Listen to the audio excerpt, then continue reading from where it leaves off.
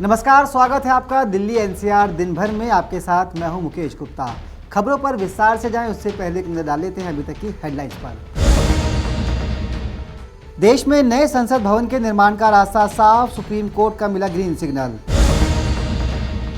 कृषि कानूनों के खिलाफ जारी है आपकी जंग, आप नेता संजय सिंह ने फिर की कानून वापसी की मांग। कोरोना के बीच देश में मंडराया बर्ड फ्लू का खतरा, कई राज्यों में मुर्गी और अंडों की बिक्री पर लगा बैन। बीएसएफ के हेड कांस्टेबल की हत्या करने वालों को पुलिस ने किया अरेस्ट, पत्नी के आशिक ने ही चलवाई थी गोली। और मुरादनगर शमशान हादसे का मुख्य आरोपी अजय त्यागी गिरफ्तार, मृतकों के परिजनों को 10 लाख की मुआवजा राशि का ऐलान। अब खबरें विस्तार से। केंद्र सरकार के ड्रीम प्रोजेक्ट में से एक सेंट्रल विस्टा के प्रोजेक्ट को सुप्रीम कोर्ट ने ग्रीन सिग्नल दिखा दिया है। इसी प्रोजेक्ट के तहत देश में नए संसद भवन का भी निर्माण हो रहा है। आपको बता दें कि इस प्रोजेक्ट के खिलाफ कई याचिकाएं सुप्रीम कोर्ट में लंबित थी।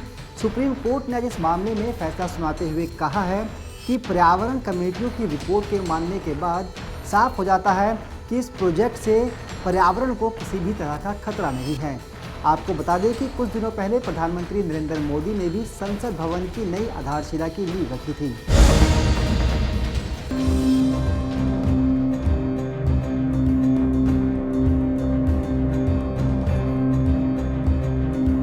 सुप्रीम कोर्ट ने मोदी सरकार के ड्रीम प्रोजेक्ट सेंट्रल विस्टा को हरी झंडी दे दी है। इस प्रोजेक्ट के तहत संसद की नई इमारत का निर्माण हो रहा है। अदालत ने कहा है कि सेंट्रल विस्टा प्रोजेक्ट की पर्यावरण मंजूरी सही तरीके से दी गई थी। साथ ही कहा कि कंस्ट्रक्शन शुरू करने के लिए हेरिटेज कंजर्वेशन कमेटी की मंजूरी भी ली जाए। इस मसले पर जस्टिस एएम खानविलकर, दिनेश माहेश्वरी और राजीव खन्ना की 3 जजों की बेंच ने मंगलवार को अपना फैसला सुनाया। सुप्रीम कोर्ट का कहना है कि हम सेंट्रल विस्टा परियोजना को मंजूरी देते समय पर्यावरण मंत्रालय द्वारा दी गई सिफारिशों को बरकरार रखते हैं। इसके खिलाफ कई याचिकाएं दायर हुई थी। इस प्रोजेक्ट को लेकर पिटिशनर के 3 दावे थे। पहला, प्रोजेक्ट के लिए पर्यावरण मंजूरी गलत तरीके से दी गई। दूसरा, कंसल्टेंट चुनने में भेदभाव किया गया। तीसरा, जमीन के इस्तेमाल में बदलाव की मंजूरी गलत तरीके से दी गई। कोर्ट ने पर्यावरण कमेटी की रिपोर्ट को भी नियमों के अनुरूप माना है। कोर्ट ने लैंड यूज चेंज करने के इल्जाम की वजह से सेंट्रल विस्टा की वैधता पर सवाल खड़ा करने वाली याचिका को फिलहाल लंबित रखा है। पिछले साल 7 दिसंबर को केंद्र सरकार की अपील पर कोर्ट ने सेंट्रल विस्टा प्रोजेक्ट के भूमि पूजन की इजाजत दे दी थी। केंद्र सरकार ने इसके लिए कोर्ट को आश्वासन दिया था कि आपत्ति याचिकाओं पर फैसला आने तक कोई भी कंस्ट्रक्शन, तोड़फोड़ या पेड़ काटने का काम नहीं करेगा। इसके बाद 10 दिसंबर को प्रधानमंत्री नरेंद्र मोदी ने नए संसद भवन की आधारशिला रखी थी। ऐसे में आपको बताते हैं क्या है सेंट्रल विस्टा प्रोजेक्ट।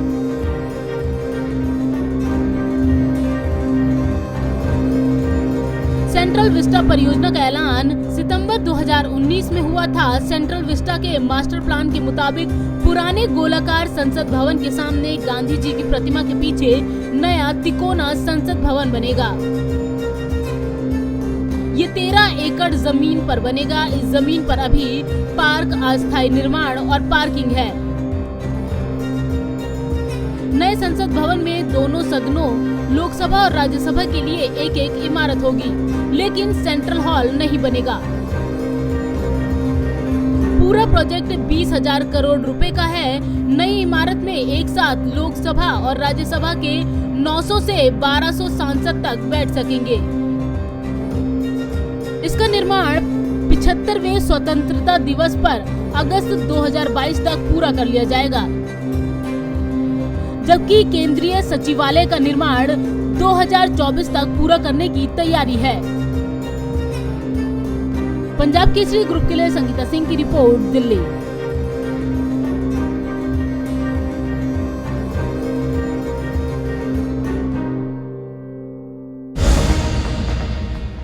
किसान आंदोलन को लेकर राज्यसभा सांसद संजय सिंह ने एक बार फिर से केंद्र सरकार पर हमला बोला है। संजय सिंह ने केंद्र सरकार से तीनों कृषि कानूनों को वापस लेने की मांग की है। आइए देखते हैं खास रिपोर्ट। कल बड़ी उम्मीदों के साथ देश का किसान मोदी सरकार की ओर देख रहा था कि शायद कल की वार्ता अंतिम वार्ता होगी और ये काला कानून जिसके लिए पूरे देश का किसान आंदोलित है, जिसमें 60 किसानों ने अपनी शहादत दी है, पंजाब का किसान, हरियाणा का किसान, उत्तर प्रदेश का किसान, उत्तराखंड का किसान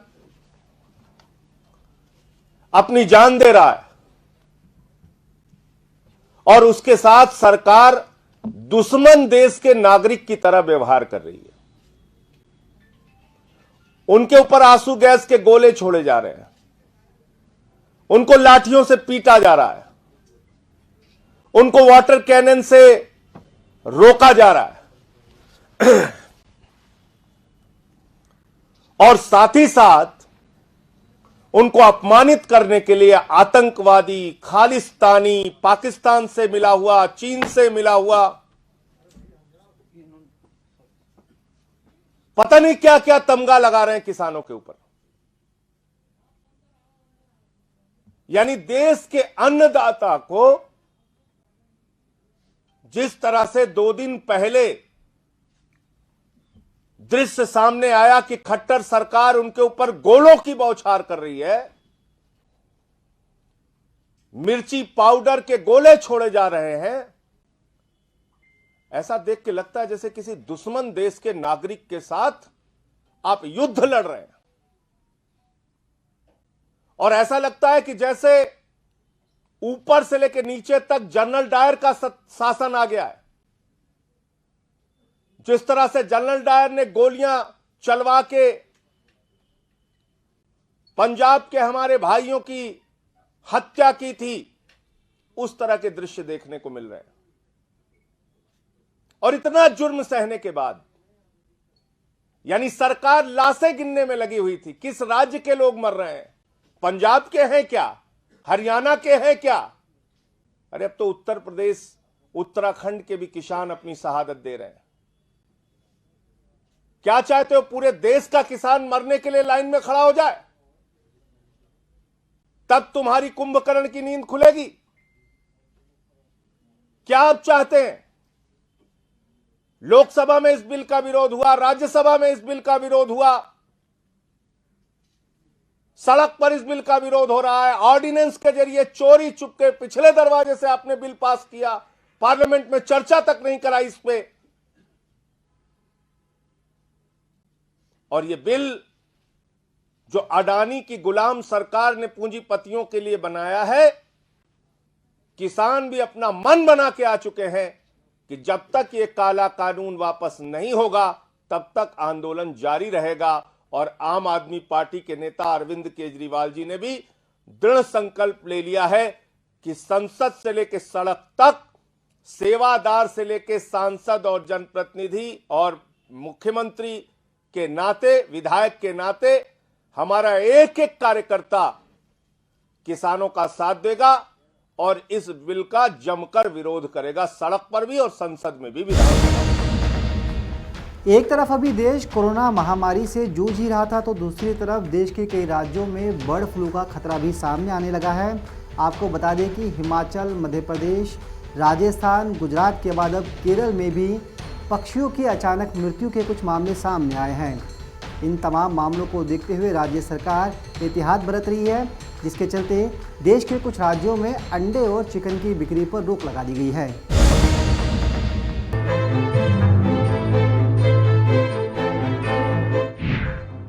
कोरोना के बीच बर्ड फ्लू का कहर। देश के कई राज्य बर्ड फ्लू की चपेट में, सैकड़ों पक्षियों की हुई मौत। कई राज्यों में मछली, मुर्गे और अंडों की बिक्री पर रोक। एक तरफ देश कोरोना महामारी से जूझ रहा है और दूसरी तरफ बर्ड फ्लू का भी जोर शुरू हो गया है। अब कोरोना महामारी के बीच मध्य प्रदेश, राजस्थान, पंजाब और हिमाचल प्रदेश के साथ ही केरल भी बर्ड फ्लू की चपेट में आ गया है। इन राज्यों में पिछले कुछ दिनों में ही सैकड़ों पक्षियों की मौत हो गई है। ये सिलसिला बदस्तूर जारी है। जी हां, देश में कोरोना वायरस के बीच बर्ड फ्लू आफत बनकर उभर रहा है। राज्य सरकारों ने इसके लिए अलर्ट जारी कर दिया है और इस पर काबू पाने के निर्देश दिए हैं। बताया जा रहा है कि एवियन इन्फ्लुएंजा वायरस से होने वाली इस बीमारी से पक्षी ही नहीं, मनुष्य भी प्रभावित हो सकता है। ऐसे में सावधानी बरतते हुए हिमाचल प्रदेश में मछली, मुर्गे और अंडों की बिक्री पर प्रतिबंध लगा दिया गया है। बता दें, हिमाचल प्रदेश के कांगड़ा में अंतर्राष्ट्रीय रामसर वेटलैंड पौंग बांध में विदेशी पक्षियों की मौत बर्ड फ्लू से ही हुई है। वहीं भोपाल राष्ट्रीय उच्च सुरक्षा पशु रोग संस्थान ने विदेशी परिंदों की H5N1 फ्लू से मौत की पुष्टि की है। बता दें, हिमाचल प्रदेश के कांगड़ा में अंतर्राष्ट्रीय रामसर वेटलैंड पौंग बांध में विदेशी पक्षियों की मौत बर्ड फ्लू से ही हुई है। वहीं भोपाल राष्ट्रीय उच्च सुरक्षा पशु रोग संस्थान ने विदेशी परिंदों की H5N1 फ्लू से मौत की पुष्टि की है। इसे एवियन इन्फ्लुएंजा भी कहा जाता है। इससे पहले पंजाब के जालंधर और पालमपुर में भी इसकी पुष्टि हुई। इसके अलावा राजस्थान में बर्ड फ्लू के चलते कौओं की मौत का सिलसिला जारी है। पिछले कुछ दिनों में 500 कौओं की मौत हो चुकी है। मध्य प्रदेश में भी बर्ड फ्लू के मामलों की शुरुआत इंदौर शहर से हुई थी। यहाँ पिछले हफ्ते में डेली कॉलेज परिसर में 148 कौओं की मौत हो चुकी है। इसमें से 2 कौओं के शव भोपाल के हाई सिक्योरिटी लैब भेजे गए थे। उनमें बर्ड फ्लू के वायरस की पुष्टि हुई थी। बता दें, ये वायरस आंख, मुंह और नाक के जरिए इंसानों के शरीर में प्रवेश कर सकता है, जिसके चलते मामले की गंभीरता को देखते हुए कई राज्यों में मछली, मुर्गे और अंडों की बिक्री पर प्रतिबंध लगा दिया गया है। Bureau report, Punjab Kesari group, Delhi.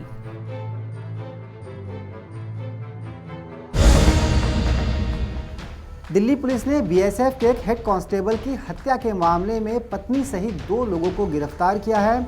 Police के माने तो पत्नी ने अपने प्रेमी के साथ मिलकर इस हत्या को अंजाम दिया था। इस मामले में एक नाबालिग को भी गिरफ्तार किया गया है।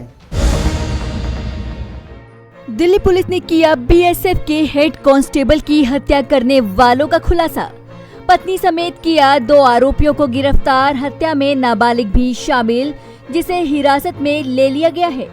जी हां, छावला थाना इलाके में बीएसएफ के हेड कांस्टेबल की हत्या के मामले का खुलासा करते हुए स्पेशल स्टाफ की पुलिस टीम ने 2 आरोपियों को गिरफ्तार किया है, साथ ही एक नाबालिग को हिरासत में लिया है। न्यू ईयर के जस्ट एक दिन पहले एक इंसिडेंट हुआ था जिसमें एक एएसआई हैं बीएसएफ में, उनको गन शॉट इंजरी हुई थी लेफ्ट आर्म पे। और उसके बाद जो है तुरंत जो है छावला थाने की टीम और बाकी जो स्पेशलाइज्ड टीम्स हैं वो हरकत में आई। और इन्वेस्टिगेशन के दौरान ये पाया गया कि जो विक्टिम था उसकी वाइफ से जो सो कॉल्ड अक्यूज थे उनके इलिसिट रिलेशन जो है की बात निकल के आई उसमें। और उसके बेसिस पे 3 जो अक्यूज्ड हैं उनको अरेस्ट कर लिया गया है। 2 को अरेस्ट कर लिया गया है और 1 को अप्रहेंड किया है।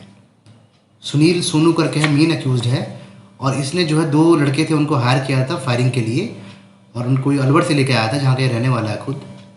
और इनसे जो है एक कंट्रीमेट पिस्टल, एक एम्प्टी कार्ट्रिज, एक लाइव कार्ट्रिज और एक स्विफ्ट कार जो ऑफेंस में यूज हुई वो इनसे बरामद कर ली गई है और बाकी आगे तफ्तीश जारी है।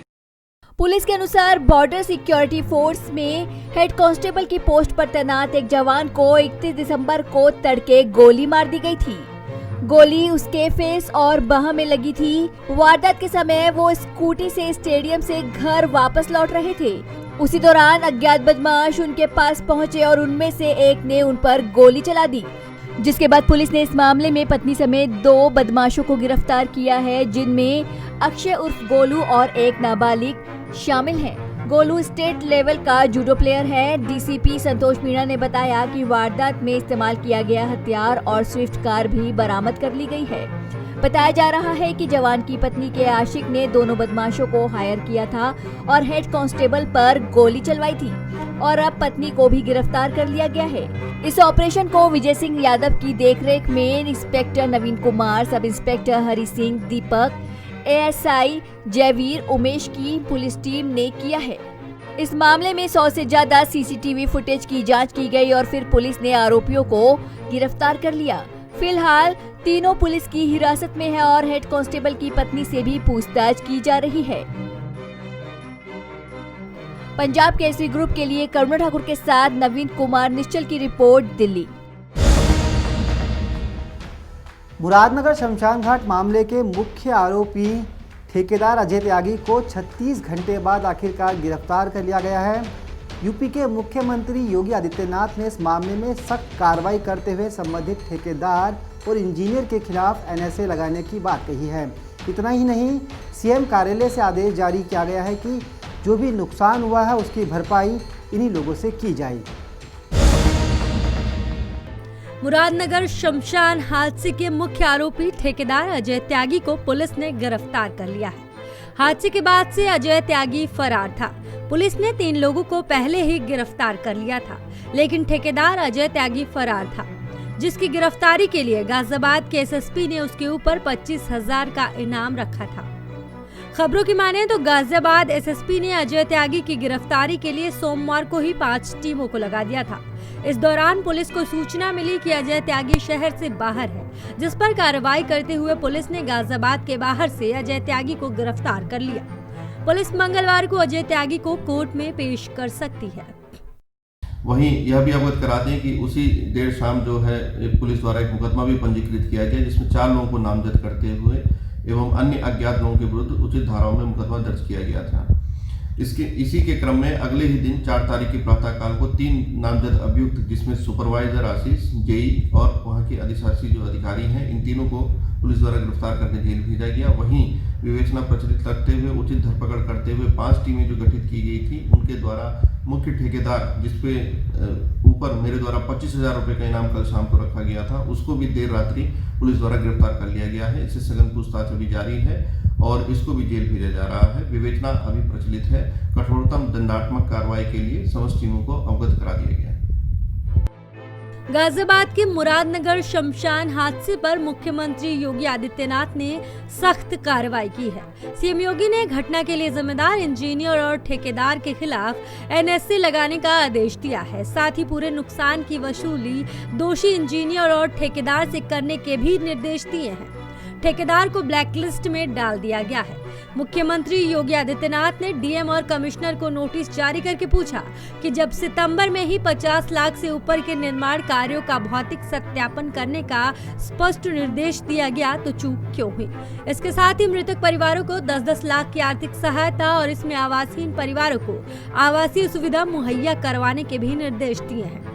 बता दें कि रविवार को मुरादनगर में शमशान की छत गिरने के कारण 25 लोगों की मौत हो गई थी। उखलारसी गांव में एक व्यक्ति की मृत्यु हो जाने पर परिजन और सगे संबंधी मृतक का अंतिम संस्कार करने के लिए शमशान घाट लेकर पहुंचे थे। परिजन मृत व्यक्ति का अंतिम संस्कार कर ही रहे थे, तभी शमशान घाट की छत भरभरा कर गिर गई और 25 लोगों की मौत हो गई। पंजाब केसरी ग्रुप के लिए विकास कुमार की रिपोर्ट।